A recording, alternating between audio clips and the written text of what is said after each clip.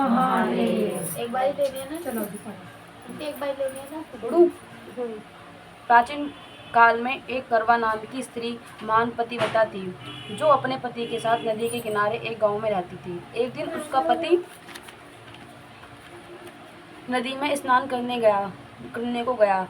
देवयोग से स्नान करते समय वह एक मगर ने उसका पैर पकड़ लिया।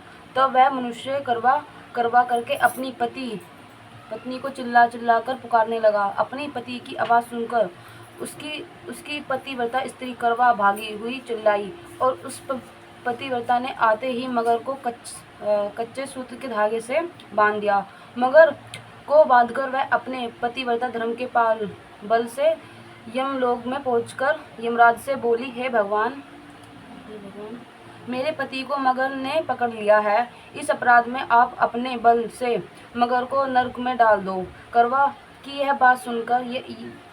बात सुनकर यम बोले कि अभी मगर की आयु शेष है, अतः मैं अभी उसको नहीं मार सकता। यमराज की बात सुनकर करवा बोली, यदि आप ऐसा नहीं करोगे तो आपको श्राप देकर नष्ट कर दूंगी। करवा की बात सुनकर यमराज भयभीत हो गए और अंततः उस पतिव्रता के साथ जाकर उस मगर को यमलोक में पठा दिया और उसके पति को दीर्घायु होने का आशीर्वाद दिया। और उसी दिन यह करवा चौथ मनाई जाती है और व्रत रखा जाता है। करवा माता, जैसे तुमने अपने पति की रक्षा की, ऐसे ही सबकी पतियों की रक्षा करना।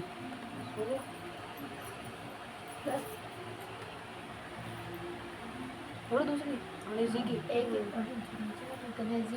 गणेश विनायक काजी की कहानी। एक आधी बुढ़िया थी। उसका एक लड़का और लड़के की बहू थी। वो बहुत गरीब था। वह अंधी बुढ़िया नियत प्रति